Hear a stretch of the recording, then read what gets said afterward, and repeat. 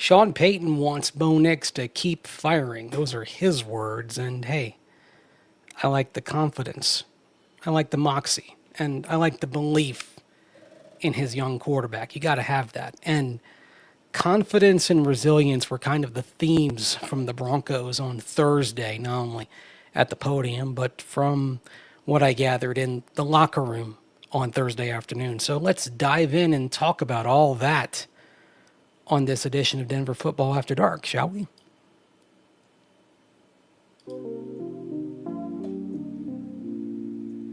There we go.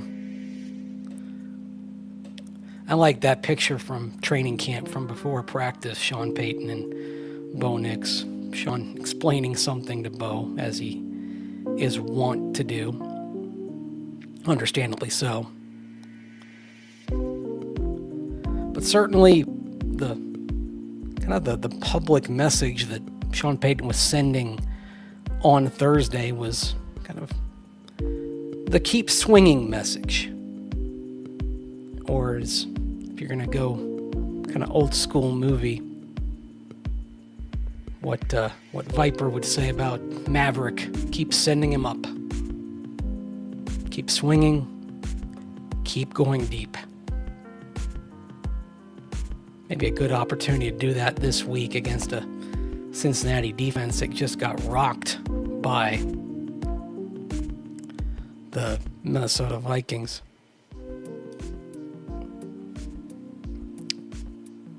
So we're going to start there. We're going to start with both Sean Payton and Bo Nix talking about the notion of just continuing fire downfield.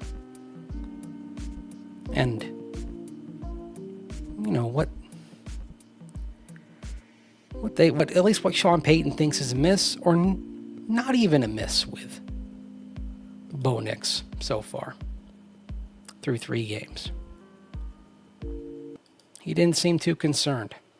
In fact, that's actually something that I can say from just being in the locker room, that there wasn't a sense of panic by any stretch of the imagination. I think the public panic, fortunately, is not reflected in the locker room. And I mentioned this on Orange and Blue today, but I really thought it was best summed up by Troy Franklin, who pointed out that when the way they attack film study on Monday, the day after a game, means that they always come to the conclusion that when they win, it's not as good as you think it is, and when you lose, it's not as bad as you think it is. And thus, you kind of keep things even. And that allows you to avoid the extremes. It allows you to, frankly, stay on path, stay on task, stay on target.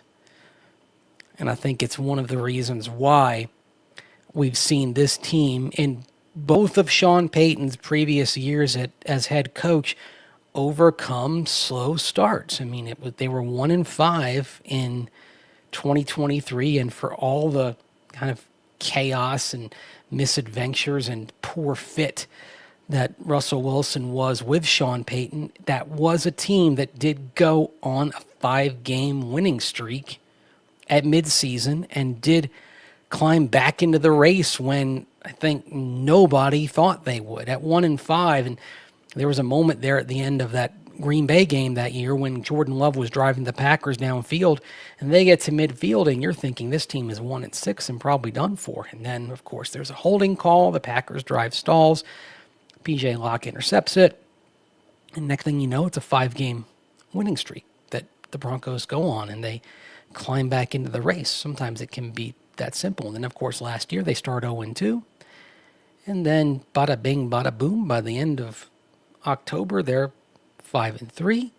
They fall back to 5-4, and then, or 5-5, I should say, and then in 2 shakes of a lamb's tail, they're 8-5, and they're 8-5, and then they're 9-5, and they're in pretty good shape. So I think that kind of explains it, and that explains why they've been able to bounce back, and basically, maybe I should have titled this show "Why You Shouldn't Panic About Where the Broncos Are."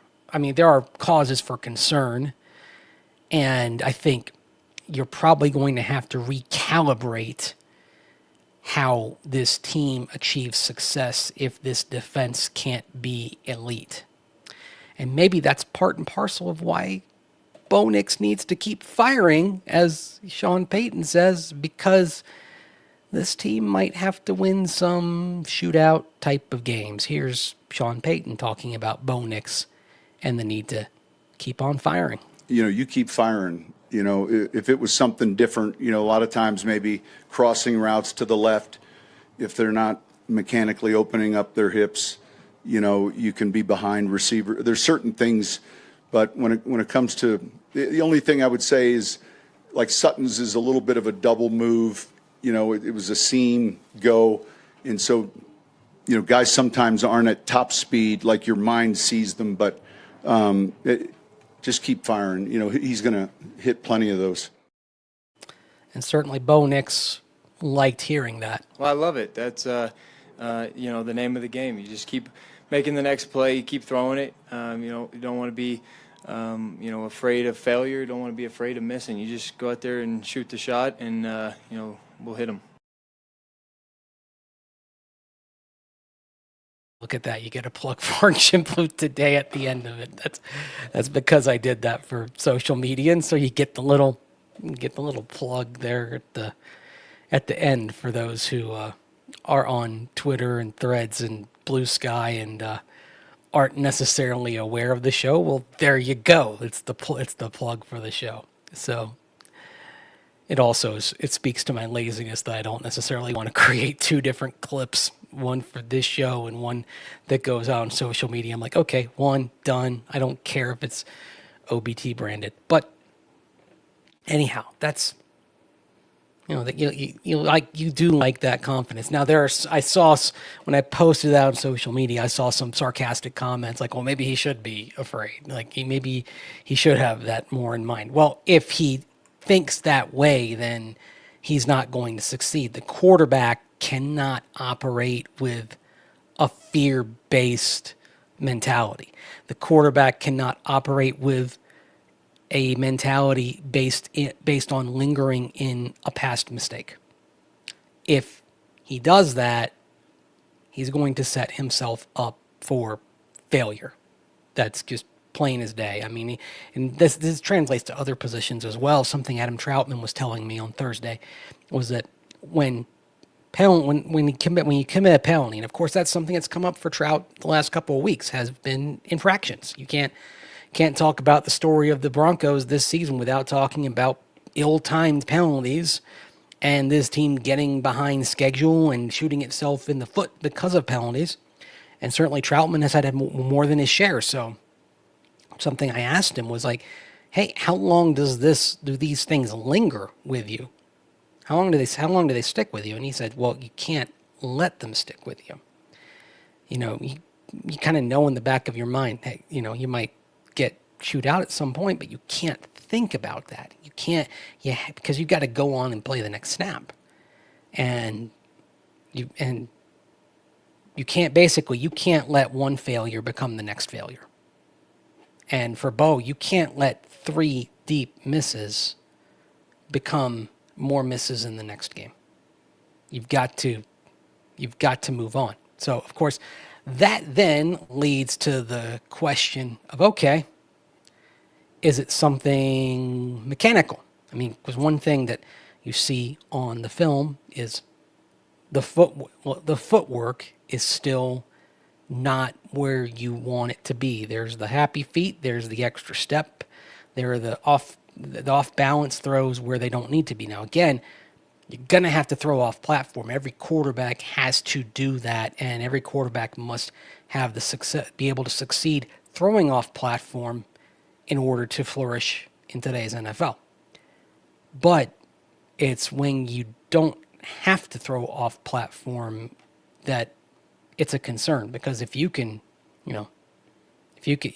get your base set, you have a greater chance of being more accurate. That's something that what I always say is what I share with you is, generally speaking, a product of things that I have learned from people who know more than I do. And it's just synthesized from a lot of people over the years.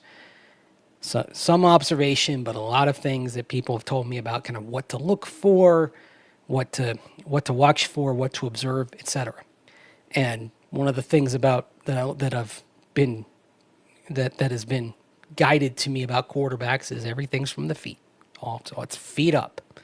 And most of your accuracy comes from your feet, which made sense to me because when I grew up and I was playing basketball, one thing I could always do very well was shoot free throws. And one of the ways I was taught is that if you're going to get it right, you've got to be consistent in your base and how you're set. So, you get planted, and the same thing when you got your jump shot as well. You get planted, you get squared up. And for me, it was always like at the foul line, just okay. You have everything the same. You get set. You bend your knee. You use your knees. And so you have a minimum of upper body movement. So everything's more consistent. And you keep your motion the same. And most of your motion and momentum is coming from your knees and your lower body and your feet being square. And then you shoot. And that's why I could hit, little old me, 10, 11, 12 years old, could hit 85% of my free throws. So when I was told, okay, it's about the footwork, okay, that makes sense to me. So I've always watched the feet with a quarterback. And so that's why, if I see happy feet, I get a case of the willies, unfortunately. And so when I watch Bo during a game, the first thing I'm watching, I tend to watch the feet more than the upper body. I tend to, just like I watch the feet first with him, and then when I watch a play develop, I tend to watch tackle to tackle, and then specifically guard to guard first. It's just kind of how I've always watched the game. I've even watched that way when I was a kid, when my dad and I would have our binoculars together at Bucks games, and we kind of be looking, from the stands, and to me the most interesting thing going on in the play was the offensive line and the whole, setting up in pass pro or setting up the holes to block for a run. That was always, that was always the fun thing for me to watch. So, I'm strange. So anyway, point being, footwork, mechanics. So that being said, Sean Payton, not too worried about that. Here's Sean Payton talking about that. One of the things that's a gift is his off-schedule throws. So you just want to be careful how much you tell him. And then I think part of it is when you settle into certain plays, there's a rhythm to, the mechanics, whether it's 3-5 or play action. But overall, I think it's coming out well. The key is one of his great strengths is he doesn't take a lot of sacks. He's quick through a progression, but I think you'll start seeing that. Okay, I like the fact also that he mentioned he doesn't take a lot of sacks. Some of that is the protection up front, but some of that is Bo. Just as half the sacks tend to be on a quarterback, so can you say is half of not getting sacked is on the quarterback. And that is something that is a strength of Bo Nix compared to a couple of years ago. The Broncos offense is behind schedule so far this season too often for different reasons than it was behind schedule 2 years ago. It was often behind schedule 2 years ago because you had a quarterback who would spin and drift into trouble. Now it's behind schedule because you've got too many penalties and a running game that still, it's got some splash plays, but as noted in the lower success rate and EPA per play numbers, does not have the consistency. I mean, it's high in per carry, it's high in yardage per game, but it's mid to below average in success rate and EPA per play, which tells you the consistency is not there. As Pat Bowlen once said to Jim Saccomano, I don't feel good about this team, and I know you've got a number to explain why. That's the number those are the numbers that explain why this running game, even though it has some numbers that ought to make you feel good, why it's still less than satisfying, even though it's in the top quarter of the league in rushing yardage per game, and the top 8th in the league in average per carry. So anyway, another thing, and I was not aware of this until Cecil Lammy brought it up to me. He said there was some chatter out there that maybe that Bo's not, that the locker room is questioning Bo, and I'm like, no, that's not that. I'm in the locker room 3 days a week, plus after the game, I get no sense of that whatsoever, and that certainly it's a team that's got his back, and Bo kind of alluded to that when he was just sort of talking about kind of bouncing back and a great many things. This was his final comment at his press conference today. It's a long one, but in that he talks about the team he talks about the team having his back, among other things. He also talks about just mentally that he's still in a really good place, even though the last couple of weeks haven't been what he wanted. Here's Bo Nix talking about all that. I'm in a great spot. I feel like I'm always going to leave plays out there, and that's why I'm going to keep stepping back up to the podium and having an answer for them. But, ultimately, you want to go out there and hit every single one of them. I've yet to actually play a game where I have hit all of them, so I'm working on that. But I feel confident that one day I can go out there and do it. That may be crazy on my part, but I truly believe it. And I know that the locker room's got my back, and we're all looking to find that rhythm in the right spot to where we're playing really good. We're being really efficient offensively. And the good thing is got a lot of those mentalities in the locker room to where, tight ends, receivers, O-line, we're all working on being as efficient as possible. So I think we're in a really good spot mentally, because sometimes these games are important. It's not like we're getting blown out. We've played really good teams, and we've led until the literal last play. So sometimes that's how the ball bounces, and you just got to make sure that you're doing what you're supposed to do to not only make your team better, but to grow as yourself. And, ultimately we're just here to win football games. And so you can throw everything out the window. All that matters is the end of the game. Did you win or did you lose, and how do you not lose the next time? So that's what we're focused on this week, is just finding a win. Sort of getting in a cliche mode there at the end of that response, but that's kind of how you have to handle that if you're a quarterback. You kind of get in the bottom line, and you are, even though QB wins are not a stat, it is what ultimately you're going to be measured by in the grand scheme of things. And even though I think that's a bit unfair, because there are so many other things that go into whether a team wins or loses, he knows the reality of the situation and knows where things stand. So anyway, Denver Football After Dark here on this Friday morning following Thursday Night Football. Man, appreciate you. Studio Cat, shout out to you. Appreciate that. And man, Michael, I wish you had a question. If you're gonna do a super thing there. But I appreciate you. I appreciate that more than I can say. Thank you.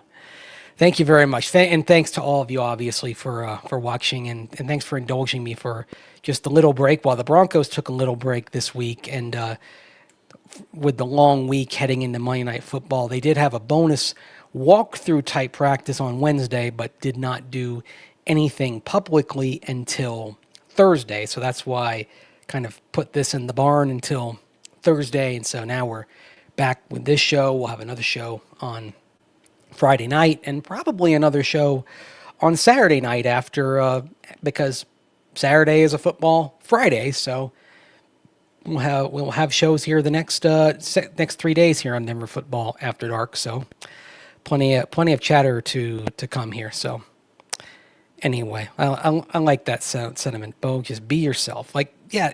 And here's the thing, like I think you see it up there when he answers questions. That's an authentic guy up there, and that's an authentic guy in the locker room. And it's one of the reasons why he was elected a team captain, even though he hadn't started before last year. And it's one of the reasons why he got a lot of respect in that room when he won the job last year is because, first of all, he didn't come in and act like he owned the place. He walked in as a rookie, respecting the guys that had come before him, offering that proper, the proper respect, the proper, kind of knowing the place that a rookie should have. But he didn't try to just overly impress anybody. He just was himself. And let's face it, after what a lot of guys had been through the previous couple of years, I think it was one of the things that struck a lot of players when Bo came in, was that he was authentic, and it's one of the things that earned a lot of respect from guys in the locker room as well when he came in as the quarterback. So, ground control to Major Mace. Can you hear me, Major Mace? I hear you loud and clear, Rusty. I hear you loud and clear as I'm going back through the questions, and appreciate you and hear you loud and clear. Let's not let the other team beat us at the end of the game Monday night. That is a good start. That's a good start. That's a good place to be. Don't let the Broncos beat themselves. I was thinking about that, by the way, at the end of the Cardinals-Seahawks game, because it was mentioned by Al Michaels and Kirk Herbstreit that here the Cardinals are within 4 or 5 days, they lost 2 games on walk-off field goals at the very end.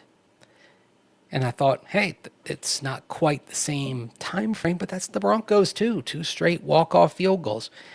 And they were showing the Cardinals players, and I'm like, that's the Broncos. I mean, Cardinals very close to being 4-0, but they're 2-2. The Broncos very close to being 3-0, but they're 1-2.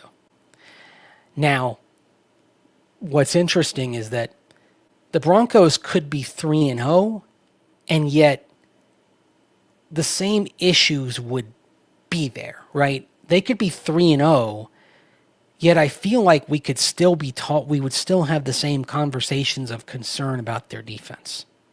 And in particular, the same concerns about the core of the D. I've got a story up at denversports.com that I put up in the wee small hours of Thursday morning, where I kind of go through how on the D, you've got some superlative performances. Like Nick Bonito is objectively, through 3 games, objectively the best edge in football so far this season in terms of generating pressure, generating hits on the quarterback. He is the most disruptive edge in football through 3 games. Zach Allen's off to a very good start as well on the interior.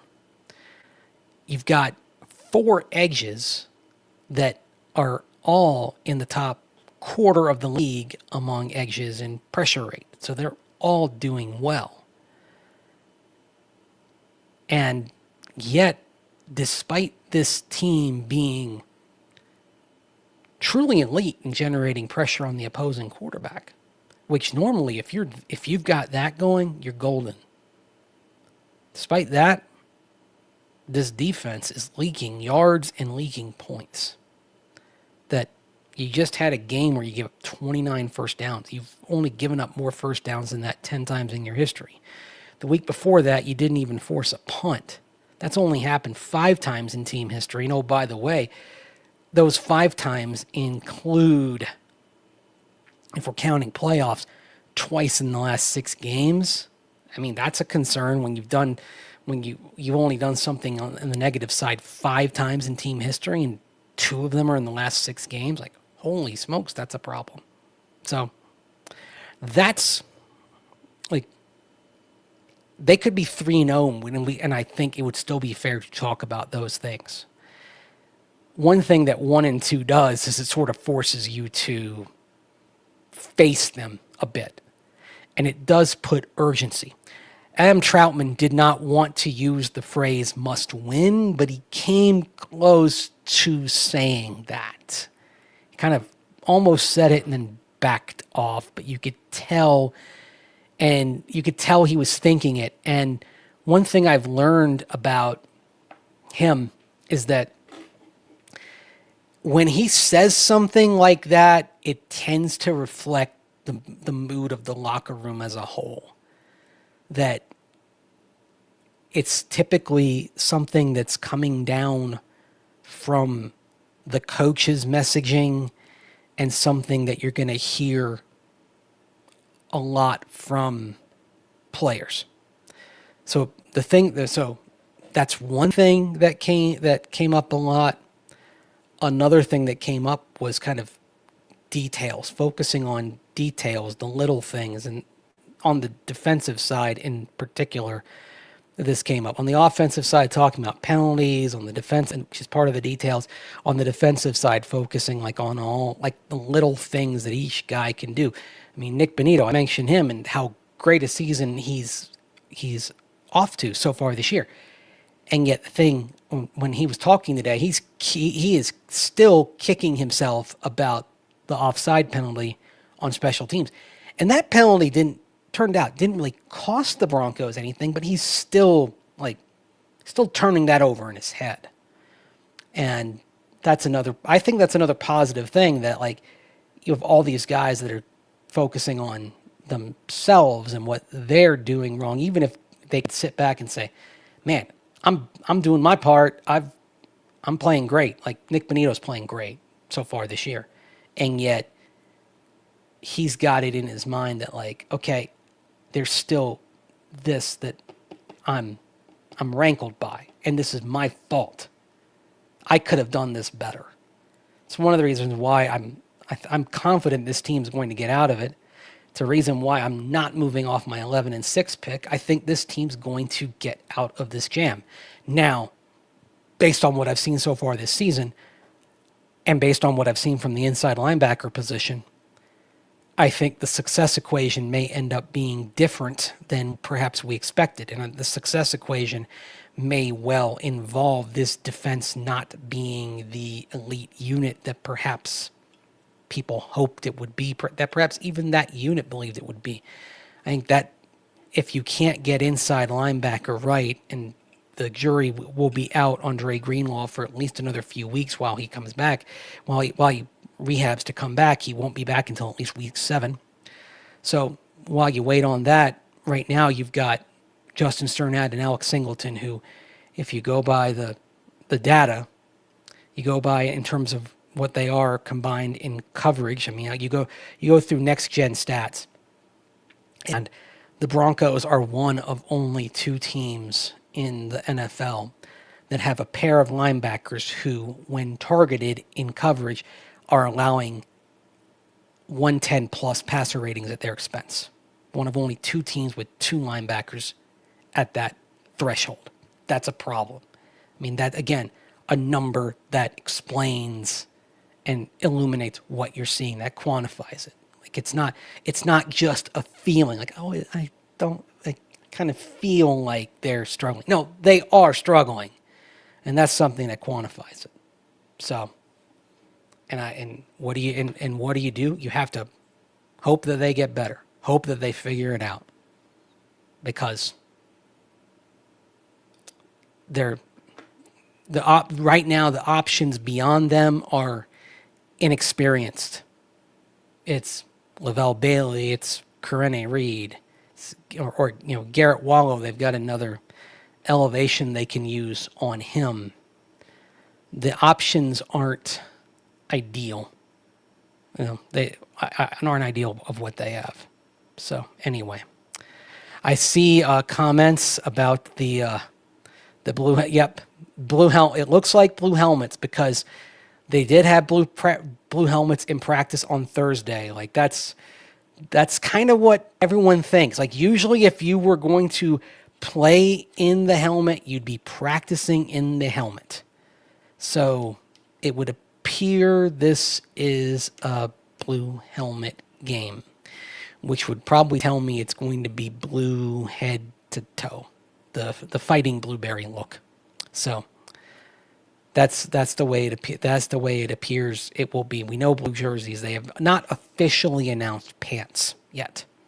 We know blue jerseys, and based on the helmets in practice, we know blue helmets, but they have not officially made the pants. So, question: Alex Singleton causing more problems than helping the defense. Would you rather see Bailey or Reed? Look, the thing is with Singleton though is he's the green dot guy. He's the guy relaying the play calls in it. They're not taking him out of the lineup. So what I think is irrelevant, but I also know this, that if Bailey or Reed were better options based on what they saw in practice, you'd see them. But you're talking about turning over quarterbacking the defense to somebody who, with all due respect, one of two guys who are inexperienced at this point. I mean, that would, and frankly, we're not talking about some guys that have, say, a first, second, third round pedigree. You're talking about two guys, all due respect, who are undrafted. So it would be an incredible risk at this point. I mean, with all due respect to Lavelle Bailey, he passed through waivers. The entire league had a chance to claim him and didn't. So they're intriguing prospects. Reed is an intriguing prospect in particular, but I don't think he's at a point where he's ready for that. So that's the only thing. I think you are basically, for the moment, it is figure out how to get more out of these two. Perhaps also, how can you better support Sternad and Singleton? Can you give them more help from the safety position, perhaps? Can you go, is it possible, and the other thing maybe you do, is it possible to perhaps go more big nickel, and maybe you relieve one of the linebackers with, say, Jahdae Barron coming in, or PJ Locke coming in, two guys that you know can be aggressive in the box. I mean, Barron can go and move around. He has that sort of versatility, and you know he has the instincts. I mean, in other words, I guess my thing is you might have to be a little bit creative here, but I mean, I'm going to sound like a broken record. Singleton's not leaving the lineup right now. You got to figure out how to maybe kind of help him. And perhaps the hope is that if you get Dre Greenlaw back and you have that athletic sideline to sideline presence alongside him, that can help Singleton. But for now, I think you've just got to kind of hang on here and hope for the best. That perhaps is the thing here. So, and I think Technophile, I think that's the best way of saying it. The help is on IR. You were Greenlaw and Singleton, ideally, I think that was a good potential match together in terms of skill sets going hand in hand. That's something that you think about when you're putting together an inside linebacker duo, is having a couple of skill sets that are like jigsaw puzzle pieces that fit together. So anyway, any news on Drew Sanders' progress? I mean, let's put it this way. We have not seen him on the side field at practice. Like, we can see when we're at practice, we see kind of the side. We see at the start of practice when players go over to the side field and do their injury rehab. Like, that's like, for example, as Dre Greenlaw was missing practice in recent weeks, we'd see him go and work on the side field. And we would see, and we see like Malcolm Roach over there, for example. So everything appears copacetic, knock on whatever surface you can find, for Malcolm Roach being back shortly, perhaps as soon as he's eligible, which would be in time for the Philadelphia game. And that would be terrific because the Broncos are missing Big Mal up front. So we have not seen Drew Sanders there yet. His injury was going to be longer term anyway. So that was, in the parlance of John Fox, he would say day to day, week to week. He'd probably say Drew Sanders was month to month. So that's one where maybe you're hoping for the second half of the season, perhaps, for Drew Sanders being back, but we have not seen him over there yet. So that is the update that I can give you on Drew Sanders. Appreciate you, Bobby, for the kind words. And yeah, like if I weren't confident that they'd improve, then I would have changed my prediction. But I've said 11-6 since May, and I almost want to say like some fans would say 17-0 until they're not. I almost want to say 11-6 until they're not. So that's kind of where that. Lonnie Alexander, why does middle linebacker have to wear the green dot? They have the speed and the athletic abilities to cover running backs and tight ends. The green dot is simply they've got the radio receiver in their helmet. So that is the player who is getting the call relayed in from the defensive coordinator. So it's just it just symbolizes that that's the player who's got the electronics in their helmet. And so the green dot sometimes has like a little lightning bolt on the sticker, so like to send like electrified, electricity, that sort of thing. So that's the whole thing with the green dot, and it's a way of saying that player is effectively the quarterback. And I went and looked it up. There is actually a website that tracks all the green dots in the NFL. I wanted to see, okay, are there any safeties who are green dots? Because the thing is, you want your green dot guy to be a guy who's out there for every play. That's why your green dot's not a defensive lineman, because there's a D lineman, there's a little more liberal rotation. Edge rushers, as you see with the Broncos, for example, there's a very liberal rotation at edge. The green dot needs to be a player who's out there every snap. So that basically limits you to corners, safeties, inside backers. And you want your green dot to be somebody more at the center of the field. So that kind of brings you to corners and safeties. So I thought, okay, are there any safeties that are green dots right now? The last time I checked, about a week and a half ago, all the green dots were inside backers. And certainly in that quarterback type of role, there's kind of a leadership thing that goes along with it as well. You're kind of that guy in the huddle. You're also the guy who is helping get everybody set pre-snap. You're moving people around. So that's where there is more to it than just playing. And I think sort of a play that kind of encapsulates Singleton and his season right now. It's the big run that Jonathan Taylor had in the second half of the Colts game, where DJ, he's in the backfield and he dives and he misses the tackle. And then you have Alex and he fills the hole. So he's in the right spot. So he reads it perfectly. He is where he needs to be. So that's the brain of Singleton. That's the quick you can talk about with quarterbacks, you can talk about it with off-ball linebackers as well. It's the quick processor. He's studied, he's diagnosed it quickly. He is in the right spot. And then Taylor just goes whoop right past him, flat-footed.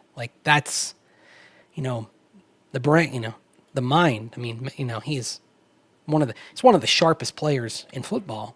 But if the body can't do what the mind tells it to do, that's a concern, and that's tough. I mean, that play is, when you see what kind of player he's been for the team over the years, that play is tough to watch.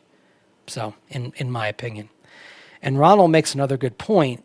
The cornerbacks have not been playing lights out. Now, that being said, Riley Moss had a good game last week, in my opinion.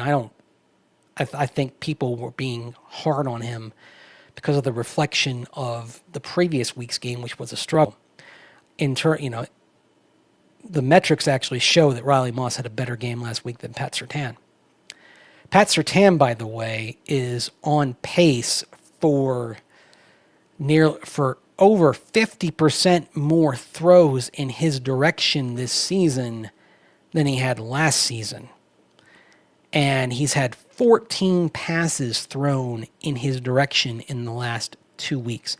Last year, 52 passes targeted at him in 16 games, because of course he missed a game. So it's 16 games, 52 passes.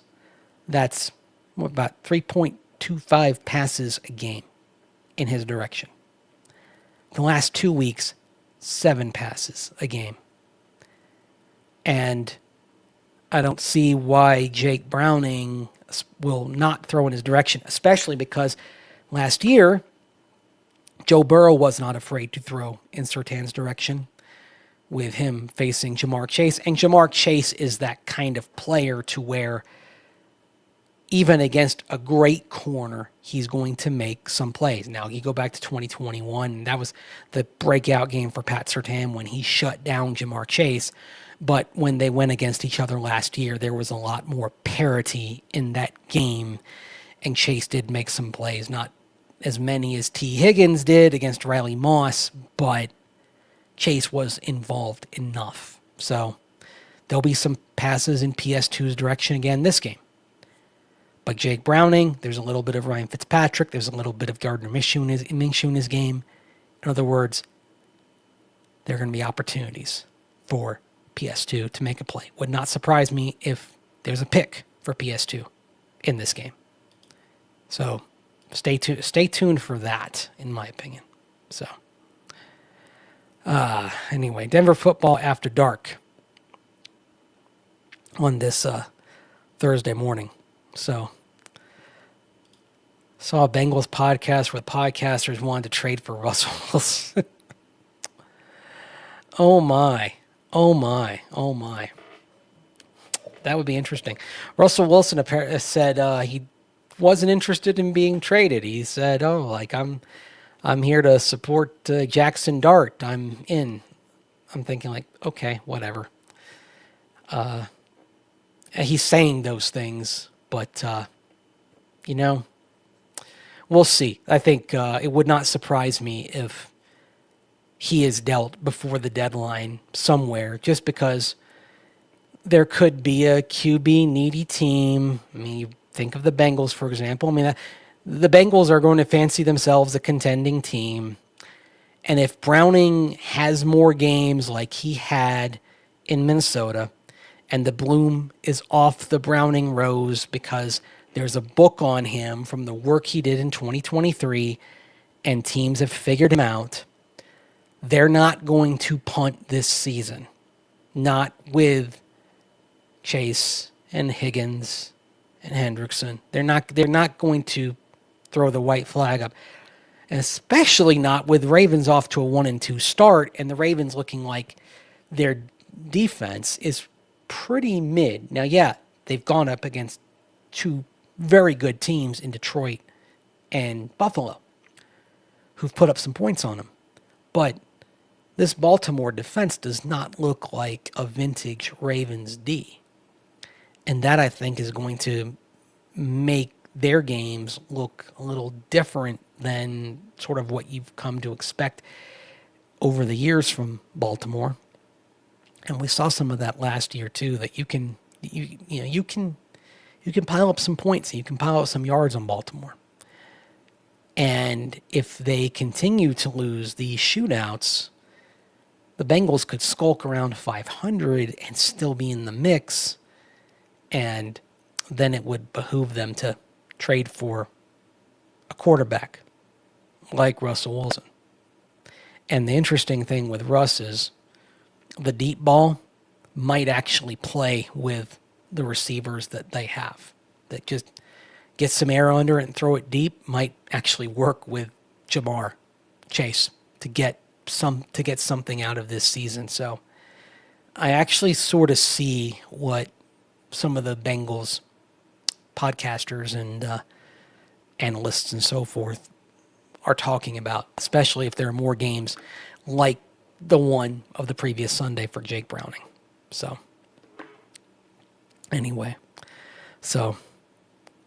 got a strange feeling about the Eagles looking past the Broncos. Hey, let's actually not look past the Bengals first before we're talking about the Eagles here. So, Michael Davis, this is a good question here, by the way. That's why I saw this, and when I saw Amazon Prime in your question, I wanted to bring it into the conversation here. First now on Amazon Prime, have you watched the game with the next gen stat camera angle? Game changer. I love it. What say you? Whenever I can, I watch it. I watch the next gen angle. That's what I had on my television on Thursday while I was going through all my stuff from Broncos locker room, because I was cutting some clips that are going to be used. I used some of them on this show. I'm going to use some of them on Orange and Blue today on Friday and Saturday. It's going to be with Cecil's going to be on assignment on Friday, so he'll have a little segment, but it'll mostly be me, and I will be solo on Saturday as well. So you're going to get a lot of solo meets here in the next couple of days. And as I was doing that, I had the Amazon next gen type broadcast on there where you can see the routes and all that, and you've got the angle behind the quarterback. I enjoy that. Although I liked the angle when they've had some games in the past where they had the angle, they had the all 22 and it was up top, and I enjoyed that angle as well. But I think the other thing I do like is just you see the tracks of the routes and all that. That certainly it's good to watch. I like them dropping the percentages in, the situational percentages and so forth.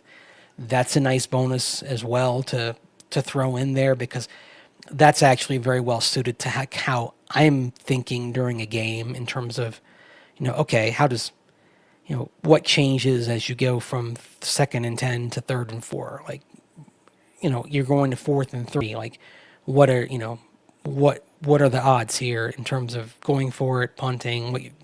It basically suits the way I view a game. So I'm a huge fan of that. I wish they'd do that on every game. I know that's not realistic, but I enjoy it, and it's not perfect, but I like the angle behind the quarterback anyway. If it were up to me, every press box would be behind the goalposts, every one, because I would actually prefer to watch a game from behind the end zone so I could see all the holes open up for the run.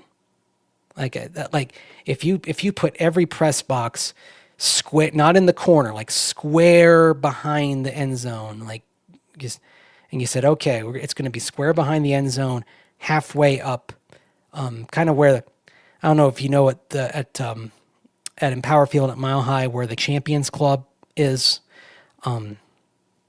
above the second level. Like if you put the press box right there instead of like on the corner, that to me would be the perfect location for it. And then my dream seat would be literally halfway between the uprights at that level. And that I'd be in football heaven. I would have my perfect angle to watch a game, because I like being able to see from one end or the other. I like being able to see the holes open up for a running play.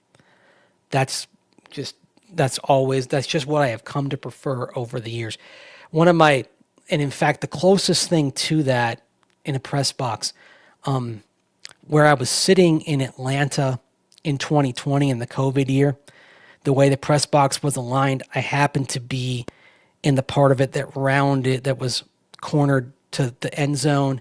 And I recall, like, when I was watching that game, when the Broncos lost to the Falcons, I enjoyed the view that I had of it because I could see all the holes opening perfectly for both the Falcons and the Broncos. And I enjoyed that. So that's one thing about when you get the next gen angle and you're behind the quarterback, is being able to see everything open up. that is my favorite thing. So, Mace, we need a media guy start loudly campaigning for Nealon to get in the Hall of Fame. How about it? The problem is there's just not enough league-wide honors for Nealon to kind of get that traction. Not enough all-pros and Pro Bowls, unfortunately. And when you're talking about offensive linemen, those are the things that you need because there's not as much you can quantify, especially back then. I mean, we've got more data now on offensive linemen in terms of what we can quantify. So there's a lot more that we can dive into today that's going to help in terms of how we evaluate the cases for O-line for the Hall. But that doesn't exist for guys back in Nealon's era. So we have to rely on things like Pro Bowl, All-Pro, etc., to separate the candidates. And he comes up just a bit short compared to some others. And unfortunately, the thing that hurts him, and this is where media comes into play and being part of the Hall of Fame selection process, is that he and the Broncos offensive linemen famously did not talk with media. They weren't very cooperative with media.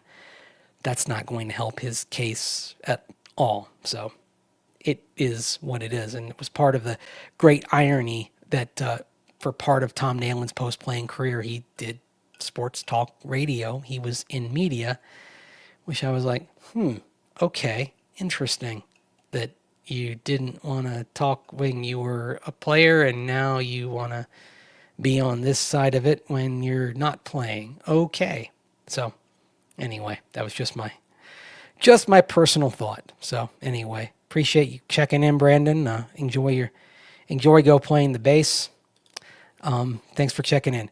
Raphael asked any news on Jaleel getting an elevation this week. Haven't heard any indication about that. Sean Payton mentioned Tyler Bidet on third down today at his press conference. So that tells me status quo running back.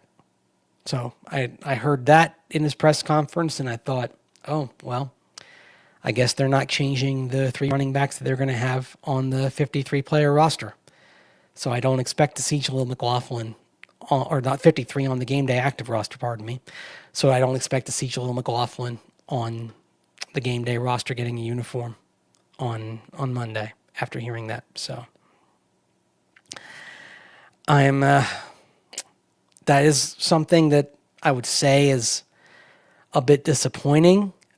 I mean, I do get the need for pass protection, and that's part of the value of Tyler Bidet, especially on third downs. But they do need something of a spark at times, and I think Jaleel could provide that. Now, the thing that I think will change now that you have Nate Adkins up at tight end and Evan Engram healthy, I imagine that means probably Lucas Kroll does not get a jersey for this game since you have Adkins healthy and Engram healthy. Engram, of course, was full practice on Thursday. So that's the thing I would change. So, interesting question, Beavis, asking, is there a chance to trade John Franklin Myers for inside linebacker or tight end plus a pick or two? First of all, if you're going to trade JFM for inside linebacker or tight end, I don't think you're getting a pick then. I don't think you're getting that plus if you're trading for a player. So I would cross off the back part of that and say, if you're trading him, you're just getting that player in all likelihood. And if anything, you might be sacrificing a pick along with JFM to get the player, depending on the quality of player that you have coming back. I think that there's a chance. I would say, let's see how Engram looks over the next few weeks, and let's see how Dre Greenlaw looks when he comes back from IR. I don't see anything happening now, obviously, and I'm glad you mentioned the trade deadline and when it comes.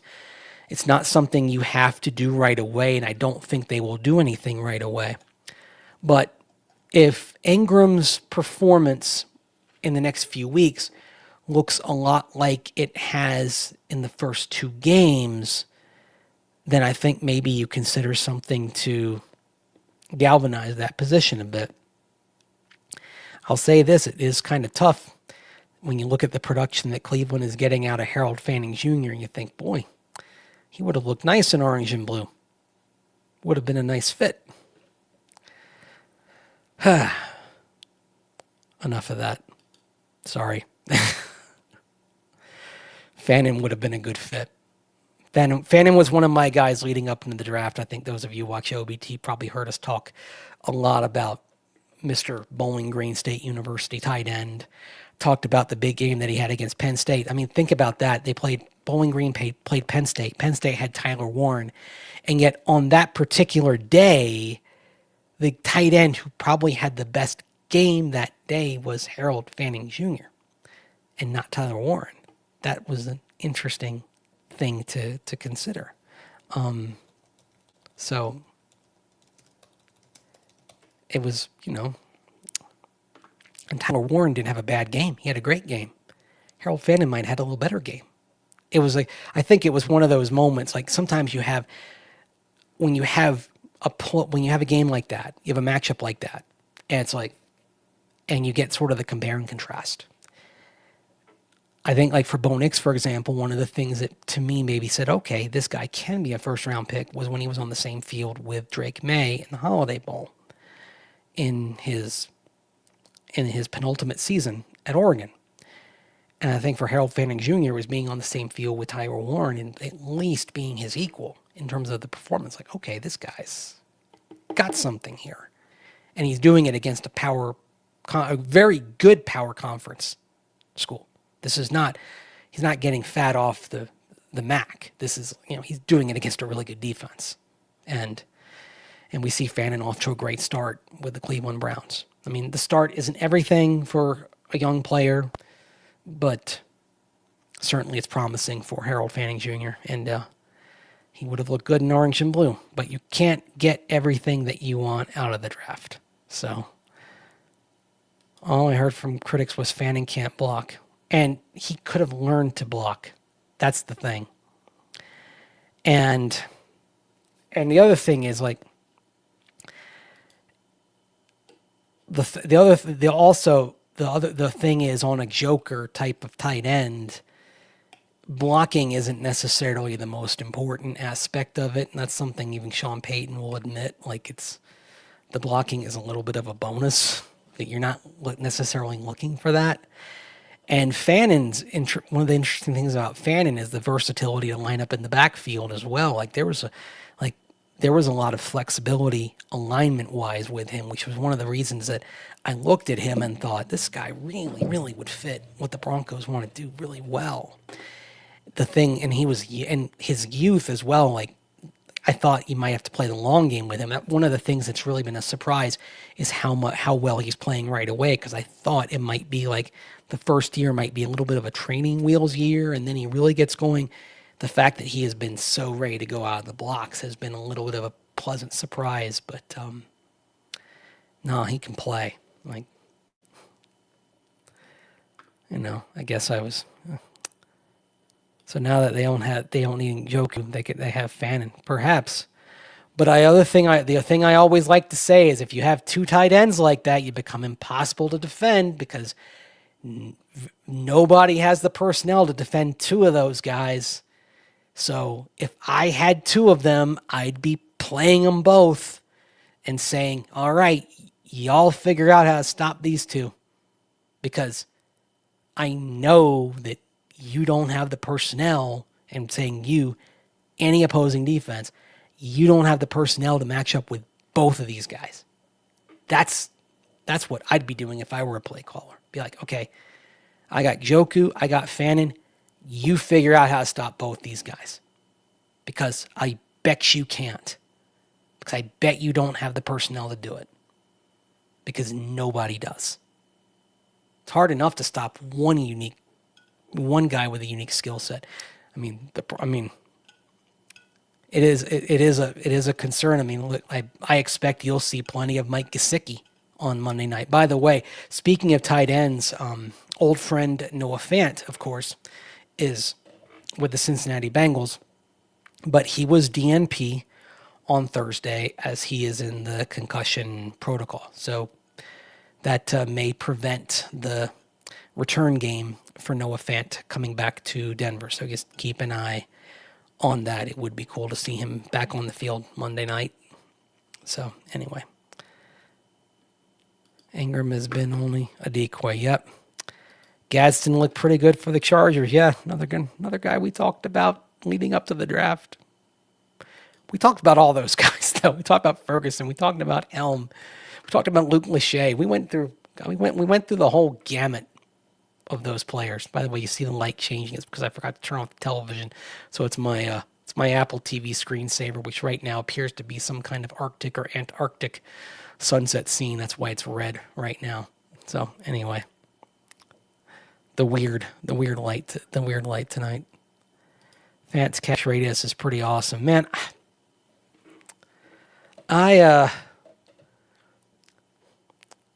He's a guy that I thought he'd turn out better than he did. But the funny thing is, you look at Noah Fant's career. You look at him in Denver. Let's just talk about Noah Fant when he was a Bronco. Okay, 3 years with the Broncos, and he had 170 catches for 1,905 yards. Okay, so the guy, I mean, he averaged what? He averaged 57 catches a year. And he averaged 630 plus yards a year for a tight end. That's pretty good. I think part of it was, okay, he tended to go down at first contact and he wasn't a great blocker, this, that, and the other. But as far as being just a solid pass catcher, a solid threat in the passing game, he certainly delivered. He is objectively the best pass catching tight end the Broncos have had since Julius Thomas. There's basically no question about that. So he can't, as a first round pick. I mean, we're sitting here now, year 7 for him. He's got over 300 catches for his career in his 7th year. His reception numbers went down a bit in Seattle. He's never matched that 68 catch total that he had in Denver back in 2021. So he's never approached that. By the way, three games for Cincinnati, 12 catches for 80 yards. So in other words, Noah Fant so far this season has more receiving yards on his own than the entire Broncos tight end room as a group. So, just saying. Anyway, as sometimes I say, the truth's not designed to make you feel good. Owen Daniels may be better. He was only 1 year, though. Only 1 year. Fant was 3 years. So I got to go. In terms of, again, specifically for pass catching, I got to go with Noah Fant. So, anyway, let's Denver football after dark here on this Tuesday morning. Availability is Fant's kryptonite. Not here in Denver. He only missed 3 games in Denver. He played 16 games in 2019, 15 in 2020, and 16 in 2011. So actually, my bad. No, he missed 2 games. He missed 2 games in 3 years in Denver. So he was pretty available. And then in Seattle, he played all 17 games in 2022, all 17 games in 2023, and he missed 3 games in 2024. So let's see, that's 1 game, 2 games. He's missed 5 games in his career. So, no offense, but availability is Fant's kryptonite. That's kind of BS, I'd say. Sorry, the facts don't add up to that claim. So, that's it's a funny thing because like he's played through, like he's actually played through injuries. So he might be hurt, but he plays through stuff. So I actually think that's another thing. I think he's a tougher player than a lot of people give him credit for. Just my take. So anyway.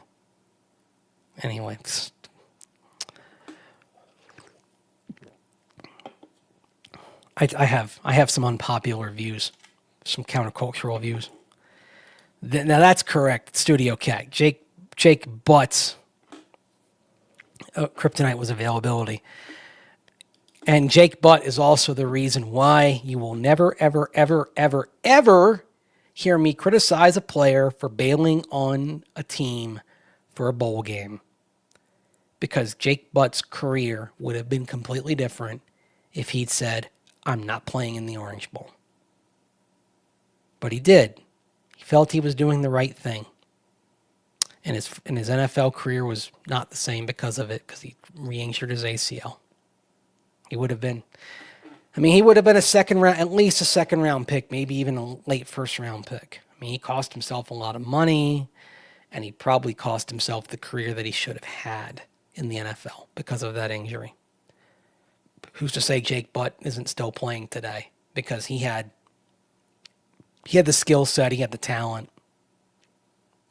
Who knows? He might have. Of course, that's a change of history. I mean, maybe he's the first round pick and not Garrett Bowles. I mean, you might not have a Garrett Bowles because Jake Butt might have been your first round pick. That's how good he was. So, anyway, Broncos took Jake Butt, and the next tight end off the board was George Kittle. Man, that hurts. But hey, I'll admit, I thought the risk-reward ratio on Jake Butt was correct. I thought, hey, that's worth a shot, because if he stays healthy, you've got a first-round talent, and at a fraction of the draft pick investment, it's just he couldn't stay healthy. Like there were some flashes in practice when he was out there. It's like you could see it. Like he had the talent. It's a shame. Like that's one of the what ifs for me is Jake Butt should have been a great pro. He could have been one of those, like we talk about the top level tight ends in the league of the last decade. Jake Butt should have been one of those guys, and just didn't, and it didn't work out. So anyway, and the other thing, what a fun jersey to have. Last name Butt. That it was a more popular jersey than his NFL production merited, of course, because he only had 10 career receptions and no touchdowns. 10 career receptions, 90 yards, no touchdowns. But the Butt jersey was very, very popular for a while. Yeah, only 10 catches. His career high receptions, by the way, 4 catches for 48 yards. That was his second game against the Raiders back in 2018, week 2 of that season. Broncos won the game 20-19. And then played the next week against Baltimore, and then did not play again until 2020. And then played 5 games, and that was it that year. It's a shame. It's a shame.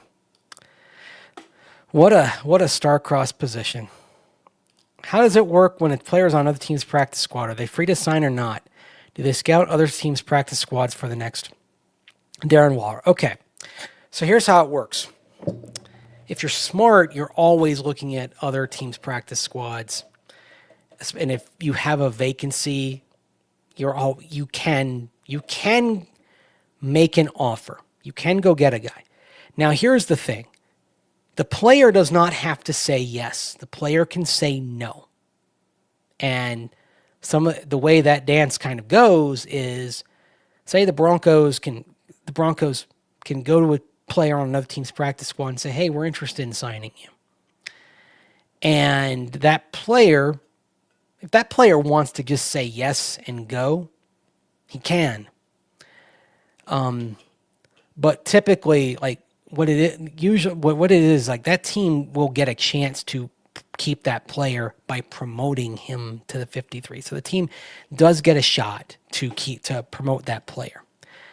But if the team chooses not to promote that player, the team can then basically say, okay, well, we've got a plan for you if you stick around. And the player can choose to stick around. The player does not necessarily have to go to the team that wants him for their 53. The player has the right to say, no, I'm going to stay on the practice squad. It's not like waivers where if you get waived and a team claims you, you have to go to that team. It doesn't work that way. So it ultimately, believe it or not, it ultimately is the player's choice whether they go to another team's 53 or not.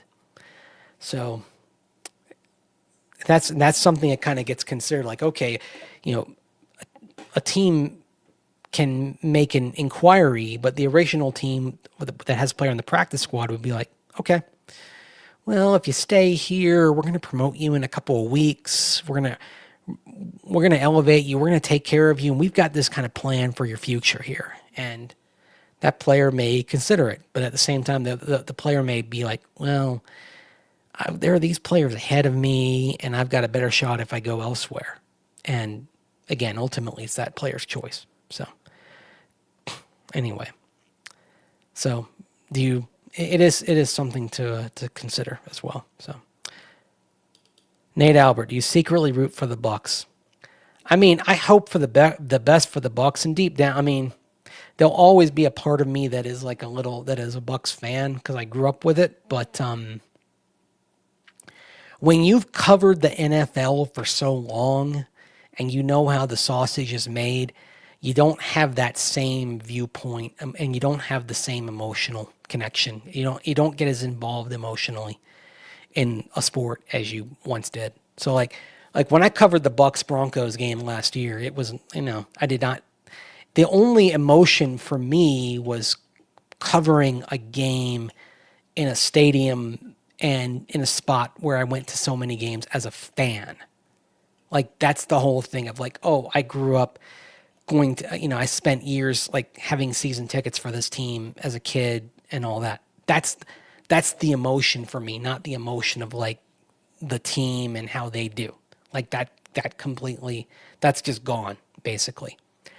Like I'll have emotion when the Broncos play in Washington later this year, because the first NFL game I ever went to was at old RFK Stadium, not too far away. And because I was in Virginia before we moved to Florida, and my first team was Washington. So like, and the fact that they're going to wear the throwback style uniforms as well is going to add another layer to that. Like, that's seeing that team in those uniforms that I grew up watching.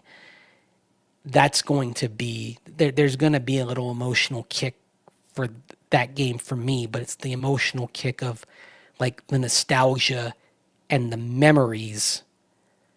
And I'm going to be thinking about my dad a lot because that was his team. And the first game I went to was with him at RFK Stadium. That's where my emotion is going to be, not so much like a rooting interest or anything like that. It's personal.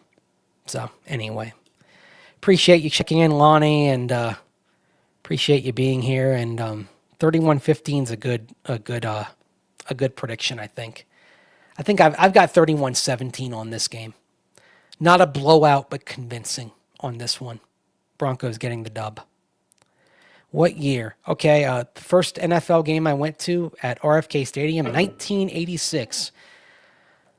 Against Washington, against the then St. Louis Cardinals at RFK Stadium. It was a gorgeous autumn day in October. I mean, sun was shining, temperature was in the 60s, so kind of that perfectly crisp fall football afternoon, sweatshirt kind of weather. It just, it like a postcard kind of day. The kind of day where when you were in the sun, it was warm, and then when the shadows creeped in from the upper deck, you were cold. So you had to, you went through kind of the whole gamut of things. And the thing I'll always remember, I'll remember so many things. Like that day is just kind of preserved in amber for me. And the thing, one thing I will always remember is when they play the fight song, and it's one of the things I love about games in Baltimore and Washington is that they still have marching bands and they have fight songs. Like I am a sucker for the old school pomp. Like I was so disappointed in week 1 in Denver that the lightning delay at halftime meant that we did not get to hear the University of Wyoming marching band play at halftime. Like if you gave me a marching band at every halftime, I'd be happy. I mean, Frisbee Dogs as well. Frisbee Dogs and Mutton Bustin' for a couple of games as well. That's good. You can have that as well. But I would be content with a marching band for every halftime. Like, basically, like, okay, you can get, or at least you can have the CU marching band, the CSU marching band, the Air Force band, the Wyoming band, the Northern Colorado band, the Colorado School of Mines band. Like, you got like six college marching bands. Like, you can get CSU Pueblo. That's 7. Like, just bring them all in. Give them each a halftime.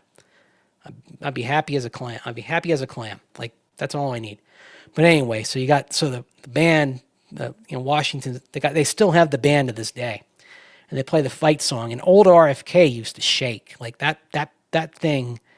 That thing was a rattle trap, and we were sitting in the upper deck, and you could just feel, and everyone was stomping to the song, and you could just feel, and you just feel, and man, it was like just so intense, man, and just being there and being a part of that.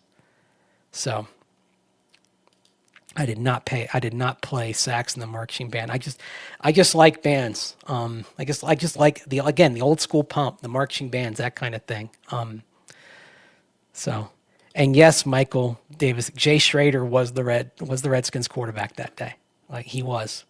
Jay Schrader and Neil Lomax were the quarterbacks that day at RFK. So, marching band with punters kicking behind Mace's stuffed. Oh man, you got me. I'm marching band with punters and uniforms that have proper socks that aren't the same color as the pants. I should have like a thing of things that I expect in like proper football with Mace. Like it would be these things. The old Mile High wig shake. Yep. And that's another thing. When we get into that week, Washington week, it's Thanksgiving week. One of the things I'm looking forward to is talking about a little bit of the history of those teams. I have often said that, that what happened in Washington over the last 25 years was the warning for Denver if things had kept up with the decline of the Broncos over the last decade.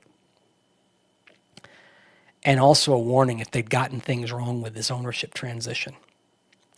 Because for a long time, I think Washington and Denver were two of those franchises that they were kind of mirrors of each other in terms of fan passion.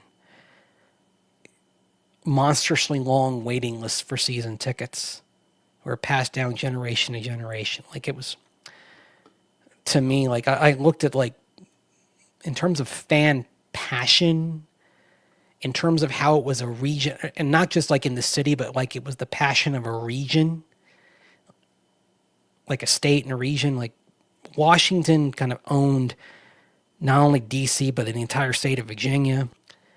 And for a long time, the entire, like their territory went down the East Coast through the Carolinas until the Panthers came in. And to this day, they still have a significant fan base in the Carolinas. But like their support throughout the state of Virginia was like the support of the Broncos throughout Colorado, just like the support of the Packers throughout Wisconsin. And so those to me were like three franchises that it felt more like a college type of support than a pro type of support.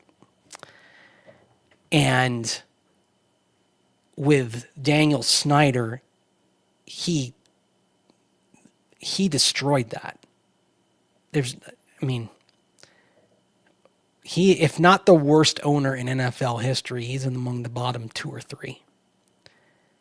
And it has been cool to see the passion just reignited there virtually overnight. And and I'm looking forward to that game for a lot of reasons. Because when the Broncos were there back in 2017 for Christmas Eve game, it was a sad environment for a game. The stadium was half empty. Both teams sucked. Like, it felt miserable. And it was unimaginable to me given what I grew up with around there. So that's one of the reasons why I'm looking forward to that game, because it feels like when I was watching part of the game against the Raiders on Sunday, and you're seeing it now. It's like, okay, this is like it's coming back. Like there was like this love that had kind of gone away and just had been buried because people were so beaten down, not just by the losing, but by the way the organization had just been basically sociopathic. And then you get a change at the top, and then you get the quarterback coming in, and Jaden Daniels. I think you also have the right coach in Dan Quinn, who, you could argue probably should have been the coach here. I think if George Payton had stuck to his guns, he would have been the coach here. And it's working out pretty well for them. So, anyway. Daniel Snyder is the March shot of the NFL. Ooh, that's a good pull. And Michael Davis, yes. See, the piece I wrote at denversports.com on the day the sale was finalized, the final thing was, I wrote like things that you should know and things you should do. My final thing was, if all else fails, just look at what Daniel Snyder did and do the opposite. Like if nothing else, like the George Costanza thing, that he had that episode on Seinfeld where he just said, I'm going to do the opposite of every instinct I've ever had. And everything started working out for him. That if you just think of nothing else, whatever Daniel Snyder did in the situation, do the thing that's 180 degrees from that and you're going to be fine. Like he did everything wrong that you could possibly do running a team. From start to finish. One of the first things he did was like go in and like start like not long after like firing secretaries who'd been there forever. What the heck are you doing, man? Just a complete jerk. That Daniel Snyder is one of those people that I just cannot say enough bad things about. I'll actually tell you before I go here and wrap this up. I'll tell you a little story here. When I was working in Carolina a few weeks into the 2009 season, they were playing Washington. And at one moment, like his security team or whatever starts yelling out, owner coming through, like just like like trying to tell people to get out of the way. This was like on the press box level was the same level as the suites. And this was also the same level where my office was. So like I had an office and then, so like you had the suites and then you had the digital office and then on the other side was the press box. So I'd literally just kind of go across the hall and I had to go and I'm like, this is my office. This is my area. This is my turf. And I'm like, and I was just kind of, I was just standing like I was fiddling with something there, and I'm like, I'm not moving. This is my spot. I'm not moving. I didn't move. and one of the security people looks at me, and I'm just like, and I pointed, I'm like, go around. and they went around. That was one of my proudest moments. I was not moving for that guy and his flunkies. Screw him. Yeah. That was work. Yeah, I'm like, look, it's a home game for the team I'm working for. You're on my turf now, buddy. So, yeah, I was very, very, very proud. And I was very, very disappointed that Mike Shanahan went to work there. I wish I could have told Mike, don't take that job. The problem was Bruce Allen, the late George Allen's son, had gone there to be GM, and there's a connection, of course, because Bruce Allen had worked with John Gruden in Tampa. John Gruden had actually hired Kyle Shanahan. Kyle Shanahan's first NFL job was with John Gruden, working as a low-level assistant on his staff with Tampa Bay. And Mike Shanahan was right about this, he didn't want Kyle's first coaching experience to be under him. He thought he should go elsewhere. So John Gruden was another, West Coast offense guy like Mike was, thought, okay, Tampa's a good spot. So he got him down there. And Bruce Allen was the GM in Tampa with John Gruden. So Bruce Allen goes to Washington. So there's the connection. And so I think Mike thought that Bruce Allen being there, and Bruce being the late George Allen's son, and George Allen being the longtime Washington coach, and Daniel Snyder being this lifelong fan who grew up worshiping the George Allen Redskins of the 70s, I think he thought that because of that Bruce would be that buffer who would keep all the BS down and would keep things manageable and in order and keep the owner from meddling too much. But there was nothing that could restrain that guy. And and the chaos was going to come regardless. Like you can believe somebody's going to, but not.